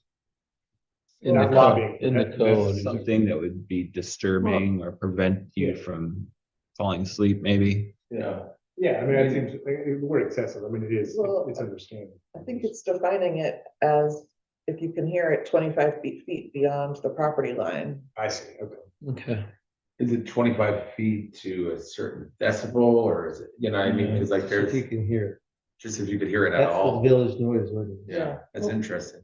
I just wonder how many, Well, that seems sufficiently strict for, Yeah. to. Yeah. manage. Yeah. So I think in Yeah. terms of the board's consideration, it's like, do we default to an enforcement question and just say there's an ordinance and In place. and there's that it's sufficiently restrictive to make this something that won't be disruptive to the I'm fine neighbors. with the ordinance as it stands. Yeah, I think I am too. The ordinance even talks about the 11 o'clock cutoff time. Yeah, it does. Yeah, when you have college kid neighbors, you know the ordinance. No. I've evoked the ordinance. And it's the ordinance of it's section 135-4, is that the right? No, this is in 143-4. Oh, I'm sorry, that's what I meant to say, but I didn't say. 143. Yeah. Okay. That's the one I had cited in the narrative. Okay. Great. Okay. So, let's see, that's roof deck operation. Outdoor cafe, As far as the outdoor cafe, sorry, I just have that open. If the general standards also say no outdoor cooking of food shall be permitted. Right. So we can just put in the resolution that the outdoor cafe needs to comply with the outdoor cafe standards in the code. That's fine. That's hibachi. No hibachi. grill on the front yard there. That'd be fun. Yeah, it would. and okay, I do see the note on the site plan about lighting with the zero uplight and motion activated dimming. Okay, do we need? Okay, yeah, that's in the site plan already. Then there was the question about parking and if we need to consider any like signage about staff parking or What was that about? Like, Well, I think the issue there is that the project is proposed to have sufficient parking for some of the use, but not all of the use. That's generally, and then I think the more specific conversation about it has been about whether the interior parking, the parking on your property should be reserved for hotel guests Yeah. and staff and to direct non-hotel guests and or staff or restaurant visitors to park off-site. And so I think one question is just like, can we agree with how you want that to work so that it's the best for your property and for the impact on the village? And then what do you do about that? Like signage or SOP that makes sure that that's the way it works. So for example, I would imagine you would prefer hotel guests to have parking because your assumption is that they'll park, they'll stay, and that's a convenience to them. Yeah. And that's a better thing for the village because cars won't be coming and going out of your lot, on a 2-hour basis. Yeah. And also, if I'm a resident in the village, I'd rather not have a person who's an overnight stay parking in my front and taking up my spot rather than a 2-hour restaurant patron. So I think we're aligned with saying that there's some operating procedure and signage that requests that parking on the property be for hotel guests. But I don't remember how the number of spots versus the guests versus the staff exactly. It seems like that could be resolved with just. Signage, Signage. signage on the- Reserved on for the hotel front. guests only. I mean, then- And we would give notification to the guests coming in as well, and for us, that would be to our. Or even a benefit. pass, like a pass that they could put in there. Yeah, that's a parking pass that they put into their car. And then We when you- definitely are planning on addressing it with signage, for sure. So then another question you want to ask is if you're not at full occupancy, whether you want to leave empty spots and you have a restaurant patron come and say, can I just park there? And you'd be like, nope, that's for hotel guests. Well, I think we have more spaces Well, than we- needed for the room, so we have. We have 24, 20, we're in the 20+ parking spaces. We have 17, if we did 14 for the rooms, 3 for the staff. Then. I mean, potentially there could be a scenario where so let's say you have a low occupancy on a Thursday or a Wednesday, you could allow more diner patrons to park there with just some sort of covering of the signs, if that seems.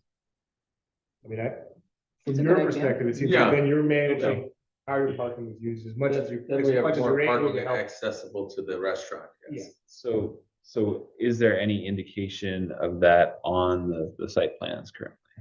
No, I guess that's would be the result. Special of this, condition. This would be. Or we can add it as a special condition, okay? Yeah, if you'd like that added as a special condition, we would. What would that sound like, Emily? Because what we just learned is that, what I just was reminded, honestly, and we should have known this, that there's 24 spots and there's 17 or 18 necessary. required for hotel guests and staff. So we don't necessarily have to ask them to restrict the parking to hotel guests because then you'd have empty spots all the time. So I guess I'm just talking this out loud to say, like, is there anything we really think we have to do They about want to that? do like the right thing, so I don't really think you need to tell them because they want to do the right thing anyway. Oh, on our own, we're planning on. Yeah, no, but on our own, we plan on having designated staff parking spaces as well as designated hotel spaces because of this reason. We don't want a hotel guest to show up and have no parking. Okay. So maybe that's the condition, that they will set aside staff and hotel parking. Some portion of. Well, We could dedicate those 17 spaces. And then the rest would be As long as for- we're at full occupancy, and if we're not, then we could allow whatever spaces are available to be used for I guess restaurant. the other patrons. side of that though is that is in your benefit more than the village's benefit, really. Right? So I mean, is it the condition or is it just sort of for their benefit as running a So business? that's my point. Yeah. I mean, you want to run your business, so Yeah. you need spots for the people that are paying to be there. Absolutely. If they don't have spots for the people who are paying, that doesn't impact the village, it impacts them. Did your It seems like DOT it's a management issue versus a village issue. The owners are going to want to manage the parking effectively for their operation. And certainly we could designate a certain number of spaces as always being reserved for hotel guests, but a certain percentage are going to have to be flex space depending on the occupancy level at the time. And Yeah. I just was trying to remember, did DOT require you to do anything as far as the parking spaces? There was something in that conversation. No, they just get into the access. you know, they may have 100% occupancy on the weekends during the summer, in which case management will somehow figure out how to reserve those spaces for hotel guests. But during the winter, when they may be at 50% occupancy during the week, they want to have those spaces open for others to come to the site. And that's really a management issue versus a signage or village planning issue, it seems to me. And I have to trust that Sharif and Khalil and AJ are going to effectively figure out how to do that as time goes on. I think the owner and the village want the same thing. Yeah. So it's not like, it's not like they're gonna be fighting cross purposes, it's kind of the same goals. Yep. Sounds like you're amenable to it, so whichever. Yeah, whichever whichever direction way you you want want to go whichever with, way you guys whichever want to road go it is. that route. No, I just think that, you know, a general condition saying that you will be setting aside some parking spaces specifically for guests. I don't really feel the need to like put a specific number on it right now. Okay. Just something in there that, you know, so it's down on paper and we can look back on it if That's there fine. ever is an issue that arises. So yeah, agree I with think that. keep it simple and let you determine exactly what works best. And then we'll get a chance to look at this before next meeting, see what the exact wording is and all that. Yeah. Okay, so moving on to any other traffic issues. Were there anything to discuss there with? Well, there's just a DOT? reference in the county planning board memo to DOT considerations, but the DOT came back with no additional consideration. Right. Stormwater, it seems like you've addressed all of Dennis Larios's requests at this point, so that's updated in the site plan. Great, all right. Any other things that we should look at for specific conditions? Any other items that aren't in the site plan right now? In that case, I'd like to just quickly go through the EAF Part 3 that was prepared for the board.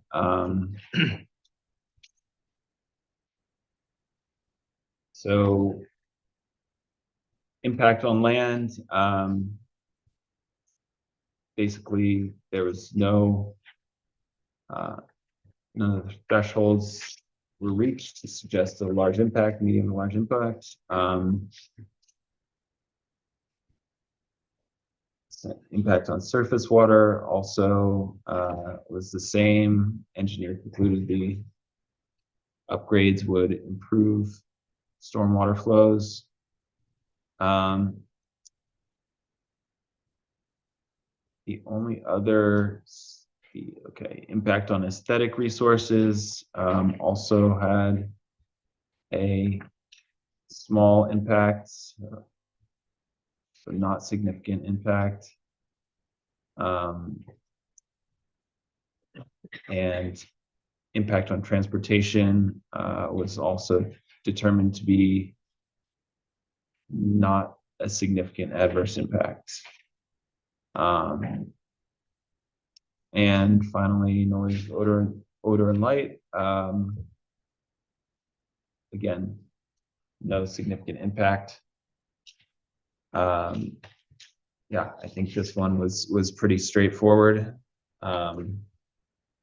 So unless there are any questions, I'd like to get a motion to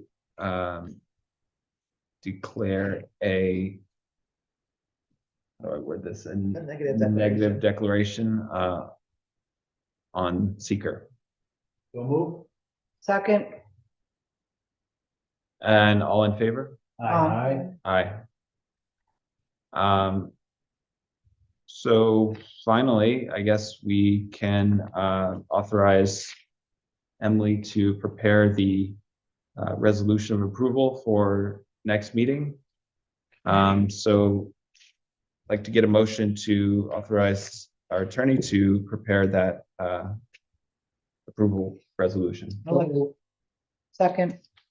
All in favor? Aye. Aye. And that's all for tonight. And I guess this will be ready for next meeting. Come back and just. I'd be able to do 184 Main first, maybe next meeting. That'd be great. Autumn? Yeah. We've got public hearings that night, new application. We can probably do the first public hearing.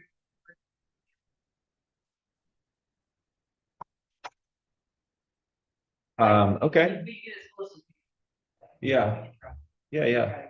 That sounds reasonable. All right. Thank you. Thanks, guys. Thank you. Thank you.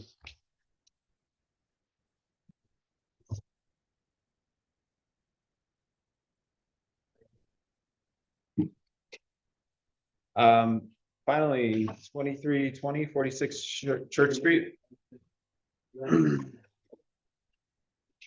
Yeah.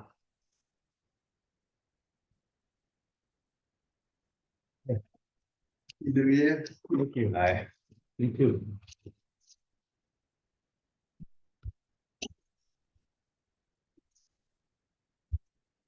Okay. Second.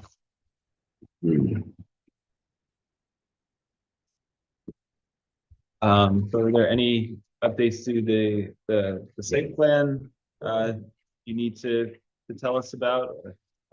No, just that I put the legend, area legend, the area per unit. We updated the all the tables that you asked for. Okay, great. So, and did you receive the updated zoning code review today? The memo that was sent out? I did. Okay. So you saw his comments about the lack of street access, the specific like codes that Yeah. would need to be Yeah. to get variances. Yeah, I for. guess my question is, how could the village give away John Street and Spring Street and landlock this parcel to put the owner of this parcel in this predicament? Unfortunately, I don't know, and we don't have any, that's not what we're here to decide. No, We don't have I- any control over that. I, The planning board has no authority there, so you would. okay, I so mean, who would have authority to, Well, there's no, the legal ownership of the adjacent land is with another party, so you would need to, find an attorney if you wanted to challenge that. It's nothing that the village can do. on John Street is what you're referring to? Well, look at them. So I think, I don't think it's a discussion for us to have. Yeah, this is. I don't. The properties, as I understand it, this is many decades old change that was made. Yeah. And it exists this way today. And the way it exists today is how the code applies. The code applies to the way it exists today. Yeah. And I have empathy for the fact that it's a complicated project to do anything with because of how it exists today. But frankly, with consideration for the board, I don't think we want to continue the conversation about the fact that it is that way, because it is that way. Yes. I think Gotcha. we have to offer you the best advice we can give, which is that you can apply for a variance to try to make your property able to do the things you want to do on it. Okay, But the conversation about how that land came to be is not one for us. okay, I understand. Thank you. So I need some variances, you're telling me? Yes, so you would need to make an application to the ZBA, requesting variances for the specific items that were listed in that memo. Okay. And yeah, and then, you know, they will go through, they will be able to be the ones that. Okay, will so grant one you. of it is the fact that I don't have any road frontage. Yes. And then is there any others? There's kind of two related problems there. One, the frontage, there are two problems with the frontage. The village requires frontage and the state law requires frontage. Now, you can go to the ZBA and ask for a variance from both of those for the frontage issue. The second issue is the access road. There, the village requires 25-foot width for the driveway. And I think you only have 13 feet at the narrowest point. I could get 16. Yeah. Yeah, And then the New York State Fire Code requires 20 feet. And that's for fire truck access. And that the village ZBA cannot vary that. You would need to apply to the state Okay. board for a variance from that. So it's really a tricky situation. I think if you could consult an attorney or an engineer who might be able to help you navigate that. so, Yeah. Yeah, that's. okay, so as far as getting access to John Street, You really would need to talk to a lawyer because that's owned by another property owner. That strip of land is owned by the Turtle Rock Okay. Apartments. okay, rather than rehash it, I understand. He could work with the Turtle Rock. Sure. And he could. Yeah. Try to get an access. Yeah, agreement. well- And you guys can get an easement together. Yeah, So I would yeah, contact them. yeah, I already tried them. They tell me that. So I have this, a similar thing came up with two other lots, and Jack Zan sent them a letter, Turtle Rock, saying that they can't keep them from using it. And I mentioned that to them, and they said, well, you can take us to court and we'll bury you in paper for 20 years. So that's, so I guess the only other thing is to take the house down, and does that seem to work for you? Well, I mean, it could be another. Then that solves Then the you could widen the driveway driveway. issue and the road frontage issue. You could talk to the code enforcement officer about whether that would. Okay, meet I was those trying to save the dimensions. house, and, you know, I was trying to put That's two sad. apartments Because up we in even have there. visit shortage, so knocking down Uh, places where people could live is really not what this village is about right now. Yeah, but if they but can't fire be trucks accessed by a can't fire get- truck. Fire- we don't- The fire department has told me they can get up there, and they've had trucks up there on a couple occasions for. burning See, their, imagine they would. They'd I- probably I run mean- over a house to get Yeah. there if they had. Yeah, Yeah, our, okay, so I guess that's my only alternative. I was hoping that I can come and maybe get a variance because the village gave the streets away, but the fire thing with New York State, that's gonna be a tough. That's a lot of red tape there. Okay, so I guess that's my, One suggestion we might have is that before you make a plan to tear down the house, sit with the code enforcement officer here and say, if I did this, would this work? You know, like kind of work it out before you draw up new plans to do something that may also have. yeah, another I've issue. kind of worked it out. I was hoping to come get a couple variances and maybe even do a lot line revision with the front lot to get the density that I needed for the back. but that shuts me down. If you combine the lots, you would have more area that maybe you could then get more units. onto But the I back lot. still have that issue with the 25-foot village. Right, but I'm saying if you remove that house and then you were able to yeah, add all sure. that area in, Yeah. maybe you could get more units in the back, you know? Yeah, yeah. No, I Replace what's lost by Yeah. tearing down. Mhm. yeah, but yeah, to take the house down and then, yeah, it's expensive. Sure. It's, you know, to take that down, to build what I want to build, and then some more to replace the house.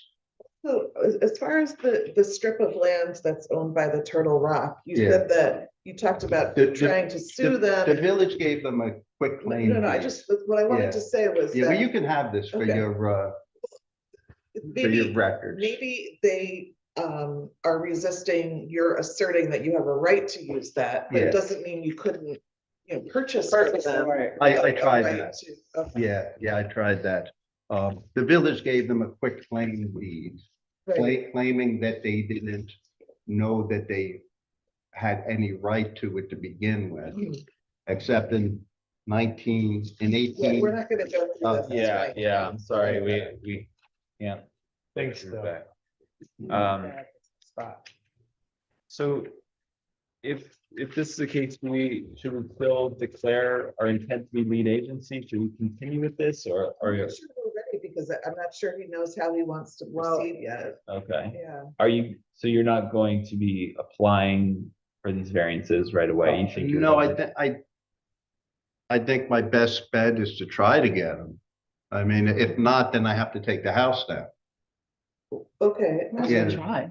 Yeah, So, well, in order to do the state variance, then you'll probably need a lawyer.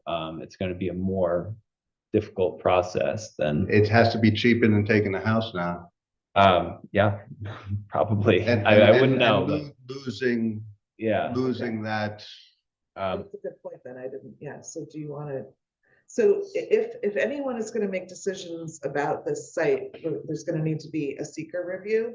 And so we can start that process by declaring our intent to be lead agency for the seeker review and then refer the applicant to the other boards to Yeah. seek the variances he would need. Okay, so I'd like to get a motion to declare the village planning board to be the lead agency.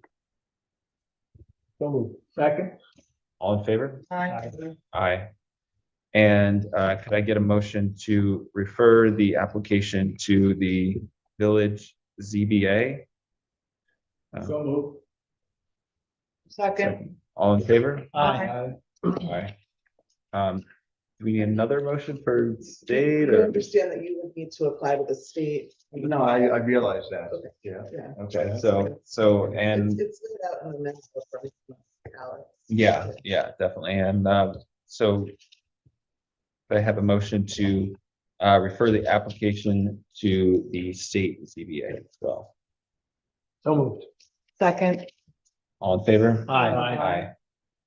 Okay, thank you, sorry we can't, Yeah. do anything else right now. Thanks.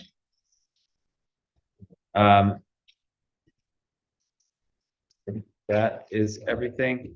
Vicky, I'm sorry, I wanted to, announce that you were joining the board at the beginning of the meeting, but, yeah, didn't have it written I down, think he was but already thanked by the mayor, in his- 20 minutes after. in his speech about her appointment. Make it better than that. yes, but we appreciate you joining as our newest No problem. alternate. And Vicky, I'm very glad you're here because I'm going to be gone for the next two meetings. Okay. So you can have my part of There you the go. EAF review. Good to know, okay. Could I get a motion to adjourn the meeting, please? So moved. Second. All in favor? Aye.